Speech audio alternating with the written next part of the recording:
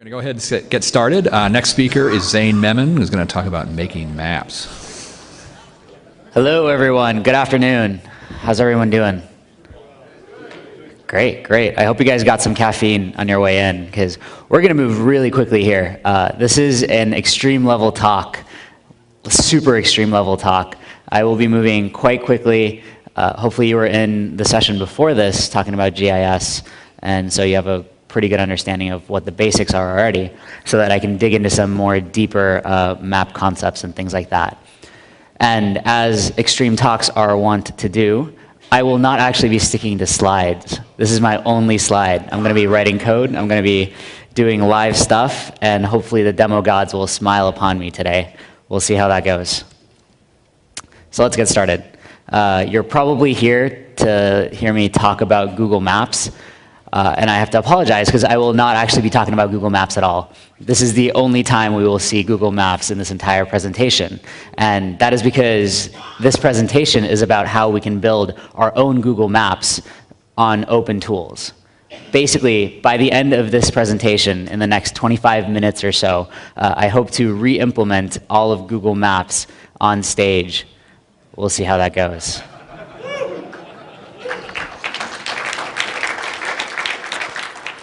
So, Google Maps. There's two different parts to Google Maps. When people say Google Maps, they often talk about both of them together. There's the JavaScript interaction library, and then there's the actual map data, the roads, the streets, the parks, the rivers, all of that. And those two things are very separate.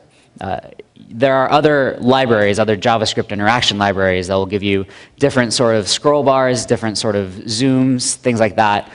And then there's different base map layers that'll give you different colors for streets, different sizes, different fonts. And those two are completely separate. In fact, if you wanted to, you could use Google Map tiles with Bing Maps interaction, and vice versa. So by separating those two, we can start to talk about how we can replace each one of those individually. And we're going to start out talking about how to replace the map tiles themselves, the actual cartography data, the roads that we see on the screen. And the way that we actually do that is through what's called OpenStreetMaps.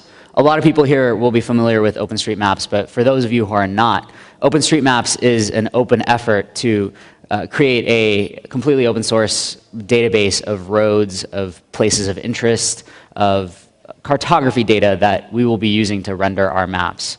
Basically, everything that goes onto a Google Maps map, we can probably find in OpenStreetMaps. Pretty often, more often, it's more up to date, it's better quality, it's crowdsourced, all that good stuff. And so hopefully by switching away from Google Maps, we're not actually sacrificing data quality or anything like that, we're actually improving it.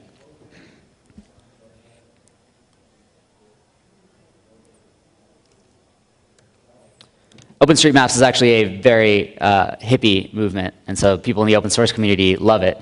This is a shot from Nairobi, where the Map Kibera project teaches students to go around with amateur GPS units and collect all of the data that will eventually end up in OpenStreetMaps. OSM has created this entire community of amateur map makers that are able to map out the most remote areas, even in the middle of Africa, where it would make no economic sense for Google to go out and draw roads for. The roads are sand and gravel roads which are walked on foot every day. It would make no sense for Google to go out there and map that, because it's not like they have internet out there. But OpenStreetMaps has maps out in the most remote of areas. And if they don't have maps for your area, if they're incorrect, you can go and you can update them.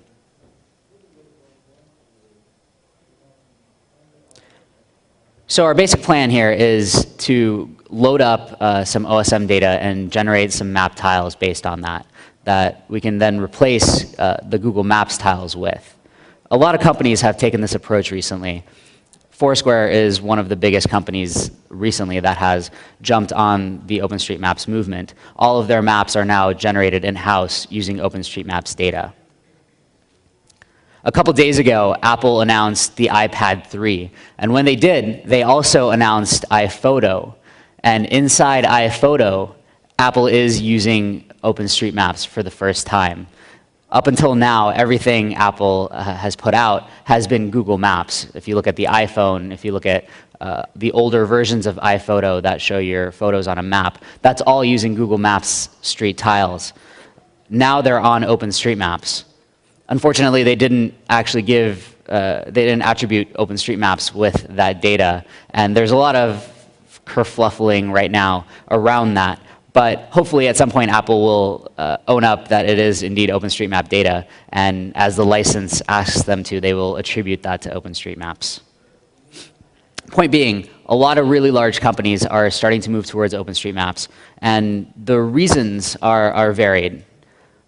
The primary reason that very large companies move over to OpenStreetMaps is because Google has started charging for Google Maps. And for very large corporations, it ends up being a ridiculous amount of money, to where it actually makes sense for these organizations to implement mapping in-house rather than using Google Maps anymore. Does that make sense for startups? Does that make sense for people doing side projects? Well, actually it does, because the toolkits and toolchains around open source mapping can often be better than what you can get from Google Maps. So I'll talk a little bit about that now. I said that there were two parts to Google Maps. There was the cartography, and there was the JavaScript interaction library. So we can definitely replace the cartography with OpenStreetMaps. But what about that JavaScript interaction library? Google's done a lot of work to make that fast. They've done a lot of work to make it somewhat usable. How can we improve on that? Well, there's this library that we're going to be using today called Leaflet. Leaflet came out of a company called CloudMade, whose business it is to create alternative map tiles. And Leaflet is an open source library that's actually fantastic. It's very fast. It's actually a little bit faster than Google Maps is with large numbers of markers. And it's open source. You will never have to pay for it. And it has some really nifty technological geeky features. Like you can style every single part of the interaction library using CSS3. And that means when you put markers on the map, you can style those using the same CSS constructs that you use to style your page. And you can even use advanced things like CSS3 animations to create basically the next blink or marquee tag on your map.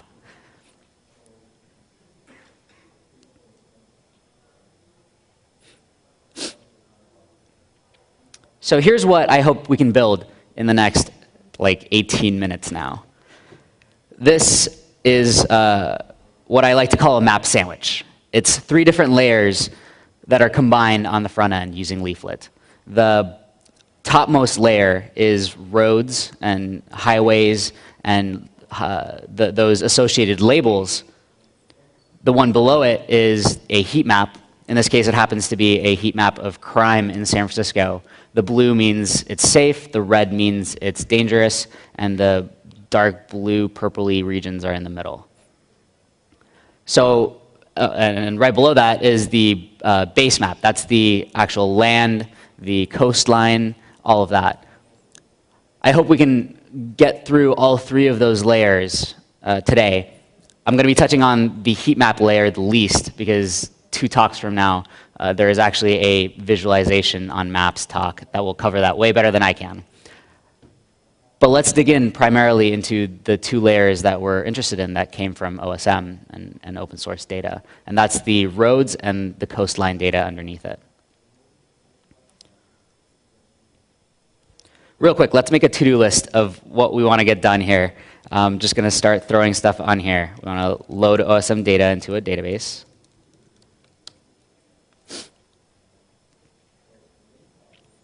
We'll set up a JavaScript library, Leaflet. We'll create a map style, that style that I just showed you. We'll split it up into 2 layers, and that's the bottom base map layer and then the top roads layer. We're going to export it from our styling tool and turn it into what can be used as a library. We'll make tiles out of it so that we can plug it into something like Leaflet or really any other JavaScript library that's out there.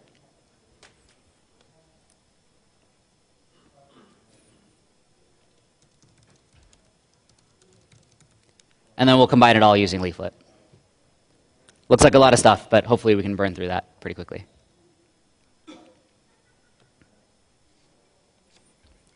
So firstly, I'm going to start loading OSM data. You get OSM data from a variety of places. The canonical source is OSM itself. They publish a file called planet.osm, which is a couple hundred gigabytes large. And every single time you want to get any of the updates happen hourly, you have to download the entire 200 gigabyte file again. So this is not the best way to actually get this data. There are a number of very nice people and companies that put up smaller dumps so that you can just get the areas that you're interested in or get slower updates or things like that. One of them is CloudMade. At downloads.cloudmade.com, they publish files by region, and you can go as small of a region as you want. So you can actually get something as small as just the state of California or just the city of San Francisco. My friend Mike Magursky from Stamen does the same thing in a little bit more number of formats. He has this automated tool that every few hours runs and gives you a dump of OSM data in a variety of different formats. So the one that we're going to be using here is the San Francisco Bay Area dump. And that's a really small map, but you can see that's the bounds of the data that we'll be using. It's the entire San Francisco Bay Area.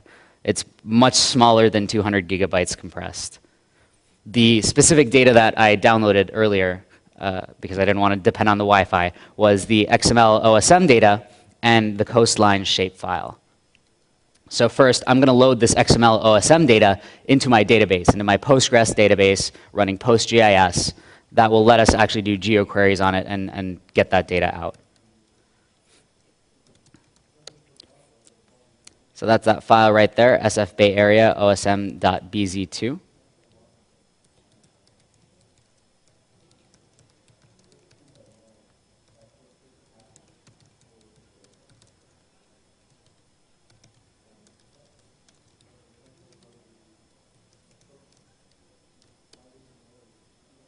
Oops. So I actually forgot to make the database. I will do that now.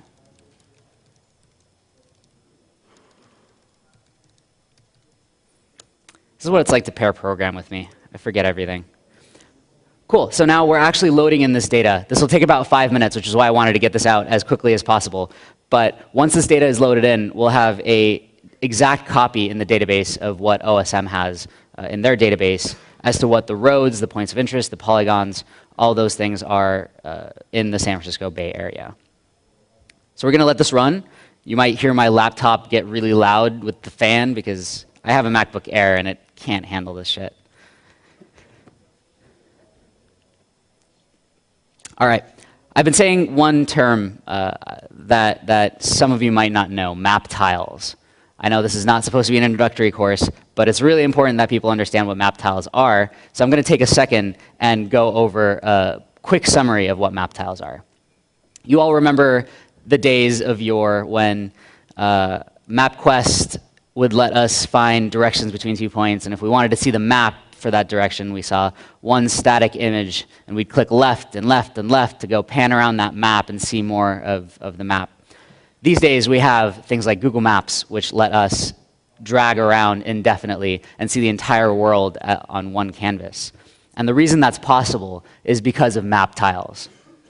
A map tile is an actual image. It's usually 256 by 256 pixels in size. It's a PNG or a JPEG, and it's sent from the server to the browser and rendered onto the map.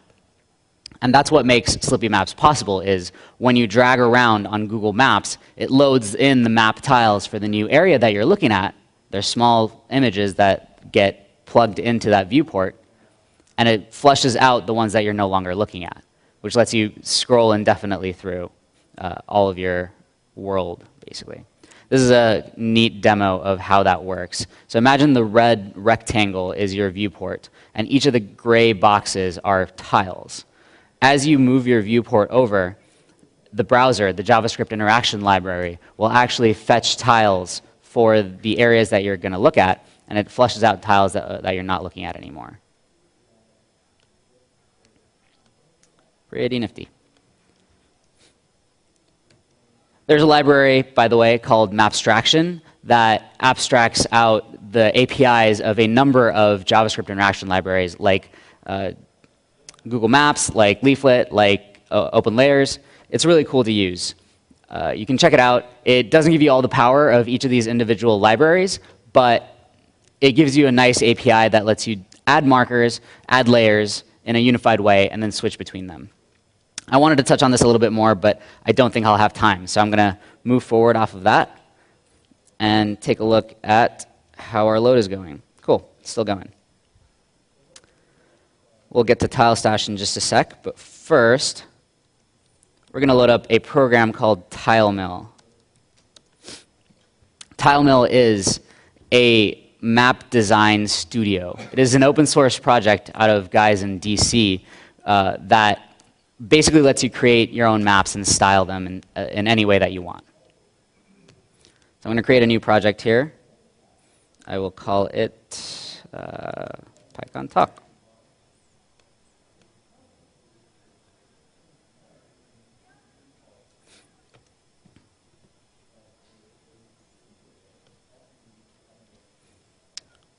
And to this project, I will add a layer. Layers are things that go on the map, as the name implies.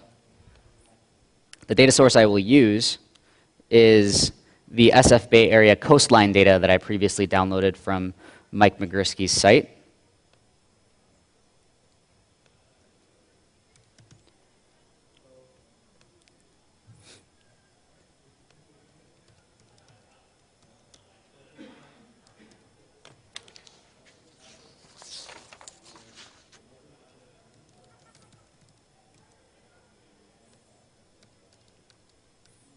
I wish I could make this bigger. Apparently I cannot.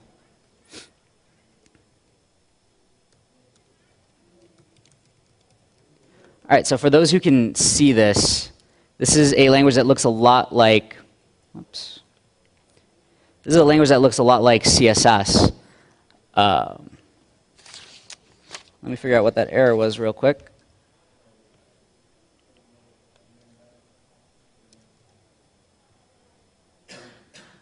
All right, well, I won't stick on that. This basically lets you load in things like shapefiles, OSM data from your database, things like that, and style it using a language that looks a lot like CSS. It's called Carto, and it supports most of the things that CSS does because it's actually forked from a JavaScript library called Less. Less is a project, if you're not familiar with it, that makes CSS better by adding things like variables and basically CSS on crack. So since my demo here failed, I'm going to go use cheat mode and go to the demo that I was looking at and styling beforehand. This is where I hope to get to in 5 minutes from now. What I've done here is I've styled all the land. That was the first data set that I loaded in. That was the coastline data that I got from Mike Migurski's site. I set the polygon fill to a color. It's a static color.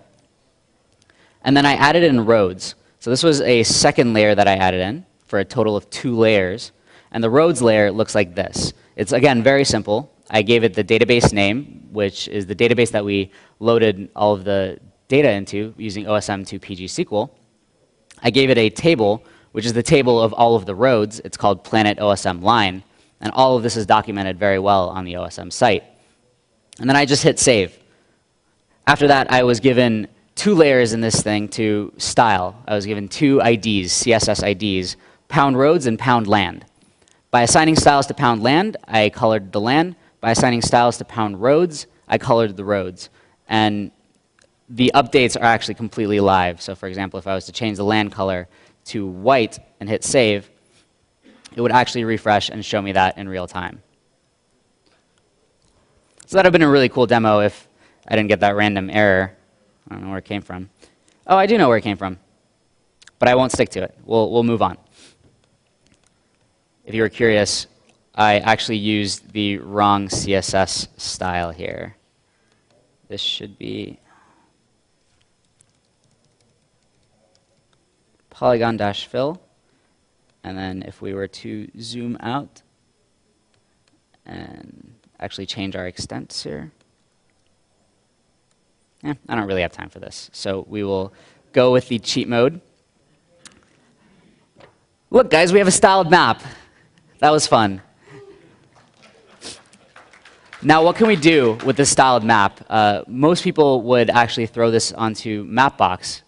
Mapbox is a service by the same people behind TileMill that lets you throw all of your styles onto, all of your tiles onto their servers and serve them using their servers. What we're going to do in quick fashion here is export this to a Mapnik XML file.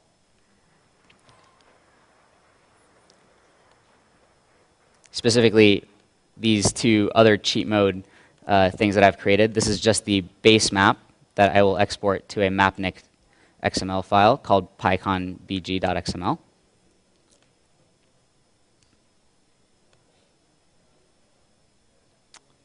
And another one called Python Streets. All right, so now I have two XML files. If you're not familiar with Mapnik, Mapnik is an open source Python tool that you can use to style your maps and generate your own map tiles using OSM data. So what we just did was use TileMill as a Mapnik front end. Since Mapnik is a library, we use it as a front end to create the style, create the Mapnik XML files, and dump them out into this folder. How do we actually look at these? How do we invoke Mapnik?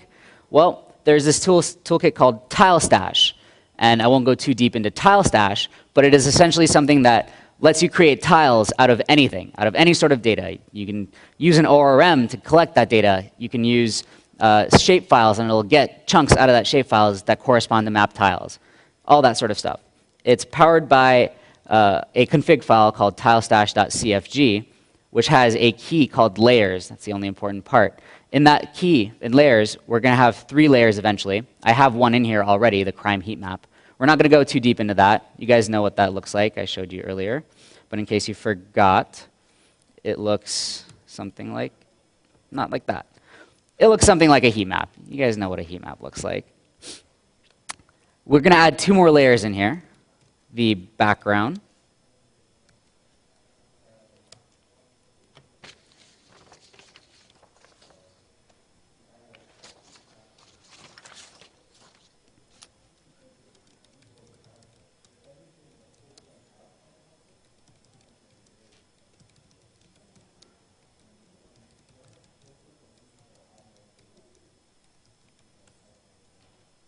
And hopefully, now that we've added this, at the BG endpoint, once we run this server, we'll have the PyCon background XML file that we designed in TileMill.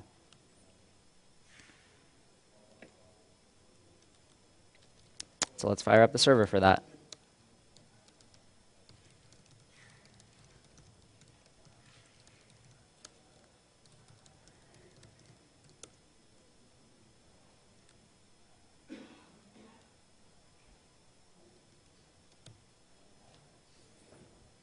All right, so this is running on my local host with nothing but this config and the style.xml file that we saved, the pycon-bg.xml. So this is our base map layer. We're going to do the same thing for the streets, which we also exported earlier. Why did the heat map show up? Because we haven't actually put the heat map on there yet. The URL that we're looking at is localhost 8080/bg, which only shows us the background. The question, in case you didn't hear, was why didn't the heat map show up even though it's listed here? If we were to go to crime-heatmap/preview, then we would see the heat map.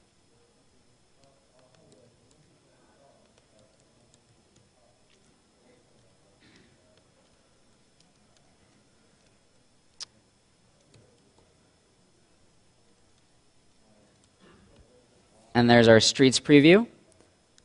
That's pretty looking, right? There's a transparent background underneath there so that we can see the heat map through it. And like I said, if you go to crime heatmap/preview, you'll be able to actually see the crime heat map here as well. And again, these are just the color tiles.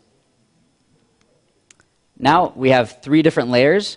We want to combine these 3 layers, the heat map layer, the streets layer, and the base map layer in the front end. So we look at Leaflet, and it's really easy to do this in Leaflet. You include all your JavaScripty things. You include the 3 URLs for the 3 tile sets that you have, and you add layers to the map for each of these 3 tile sets. And I'll throw all of this code up on GitHub, so you don't need to furiously copy this down. You can just take a look at it once I throw it up. But once we do that, once we've added all 3 of these, we end up being able to fire up a server.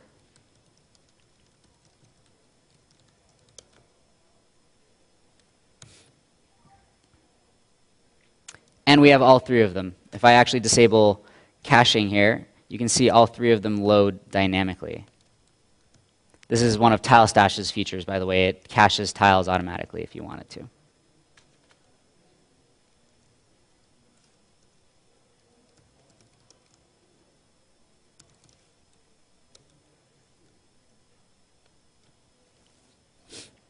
So there's the base map layer.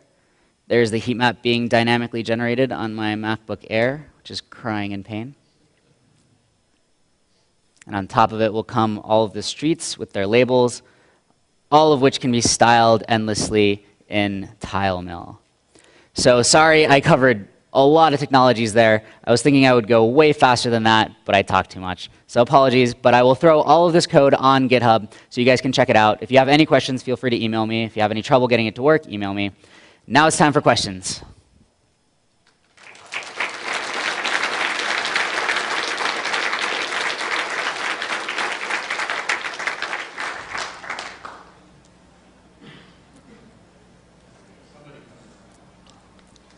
Yes, and please do use the mic up here.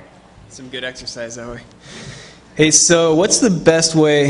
I'd really like to ditch Google Maps, but my problem is I have a whole lot of addresses that I need to geocode to put points on the map. So is there a way to do that with OpenStreetMap data, or what's the best way to geocode? There is. So there's actually open source geocoders available that will plug into your OSM data and let you do geocoding. Another really good alternative is actually MapQuest has APIs. You guys remember MapQuest? They're actually doing awesome stuff with open data and APIs. They've created some APIs with no usage limits. So you can hammer them all you want. And one of their APIs is a geocoder API that's actually fantastic. Awesome, thanks. What does productionizing something like this look like? So to productionize something like this, you'd want to throw these tiles onto production-ready hardware, basically. That involves, for the base map and the streets, those don't change very often. So you'll throw those on something like CloudFront, or Mapbox offers a service that lets you upload directly from TileMill. So something like that. For the heat map, if you expect it to be either dynamically generated or changing often, you'd want to handle that yourself. TileStash is perfect for that. That's what TileStash was made for. So you'd set up a Python WSGI server that's pointing to TileStash, and TileStash will dynamically generate those tiles when they're not there, and it'll serve them out of a cache when they are there. Cool. Thanks. Do you have a favorite tool for pre-rendering tiles? Like if you just want to kick them out to PNGs and stick them on S3? I do. I use TileStash for that too. Okay. This is a common trend. Once you like TileStash and you know what it does, every nail looks like something you can hit with the TileStash hammer. So to pre-render tiles for an area, there's a script called TileStash-seed that comes with TileStash. And you just run that with bounds, and it'll go through and basically act like it's hitting your server and generate tiles for that entire thing, and either load them into a cache or load them on disk. It's more of a curiosity, but I know D3.js has some GIS features in it that render SVG on the client. It's probably too much data to do something street level like this, but just curious where you see that going, client-side SVG rendering of map data. Yeah, it's cool. The D3 isn't an interaction library, though, so it won't give you this slippy map draggy interaction. You'd need to implement that yourself. But for static visualizations, I think D3 is great.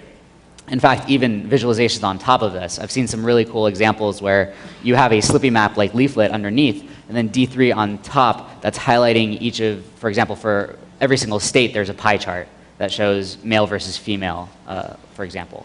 Like that sort of stuff is great. So D3 would be on top of this rather than instead of it. Do you know if anybody's used this for something other than maps? Like scientific data or yeah, I don't know, so like data visualization or something? I taught a tutorial here a couple of days ago, and a gentleman came up to me and talked about some scientific data that currently he was using matplotlib to generate, and he wanted to use something like this to go ahead and basically dynamically generate each of those parts and throw them onto a Slippy map. And it's like 5 lines of code to do that. Since he already has the code to generate images, he just has to plug that into TileStash, which will get him everything else for free. Okay, great. Thank you very much. We're going to have a 10-minute break before the next. We're going to go ahead and get started. Next speaker is Zain Memon, who's going to talk about making maps. Hello, everyone. Good afternoon. How's everyone doing? Great, great. I hope you guys got some caffeine on your way in, because we're going to move really quickly here. This is an extreme level talk, super extreme level talk. I will be moving quite quickly. Hopefully you were in the session before this talking about GIS, and so you have a pretty good understanding of what the basics are already, so that I can dig into some more deeper map concepts and things like that. And as extreme talks are wont to do, I will not actually be sticking to slides. This is my only slide. I'm going to be writing code, I'm going to be doing live stuff, and hopefully the demo gods will smile upon me today. We'll see how that goes. So let's get started. You're probably here to hear me talk about Google Maps, and I have to apologize because I will not actually be talking about Google Maps at all. This is the only time we will see Google Maps in this entire presentation, and that is because this presentation is about how we can build our own Google Maps on open tools. Basically, by the end of this presentation, in the next 25 minutes or so, I hope to re-implement all of Google Maps on stage. We'll see how that goes.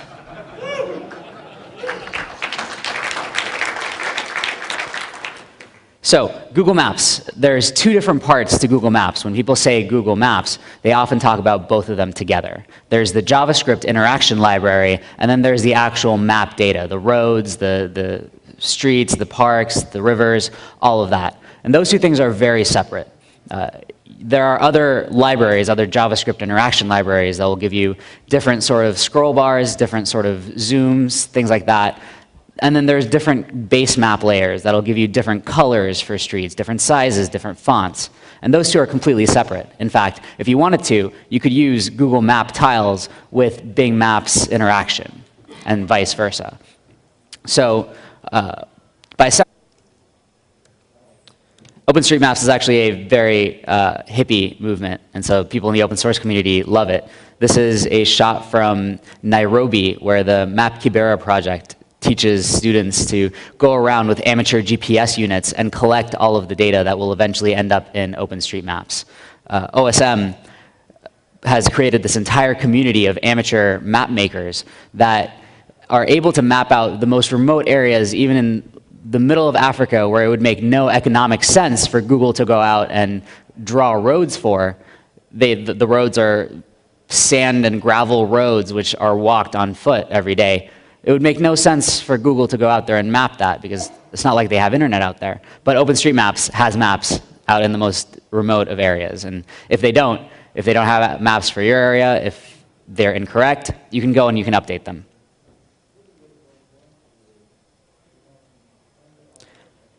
So our basic plan here is to load up some OSM data and generate some map tiles based on that we can then replace the Google Maps tiles with. A lot of companies have taken this approach recently.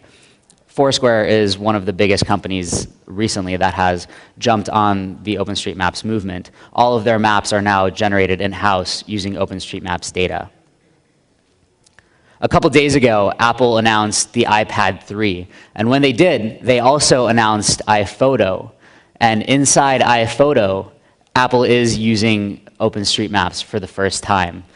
Up until now, everything Apple has put out has been Google Maps. If you look at the iPhone, if you look at the older versions of iPhoto that show your photos on a map, that's all using Google Maps street tiles. Now they're on OpenStreetMaps. Unfortunately, they didn't actually they didn't attribute OpenStreetMaps with that data. And there's a lot of kerfluffling right now around that.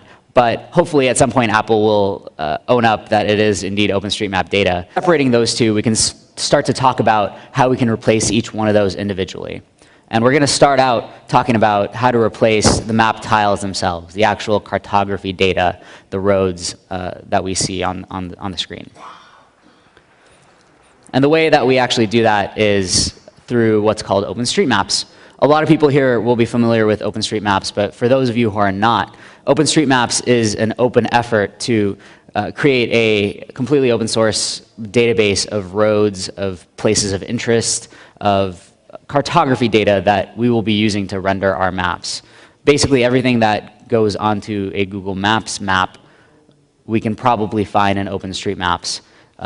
Pretty often, more often, it's more up to date, it's better quality, it's crowdsourced, all that good stuff. And so hopefully by switching away from Google Maps, we're not actually sacrificing data quality or anything like that, we're actually improving it.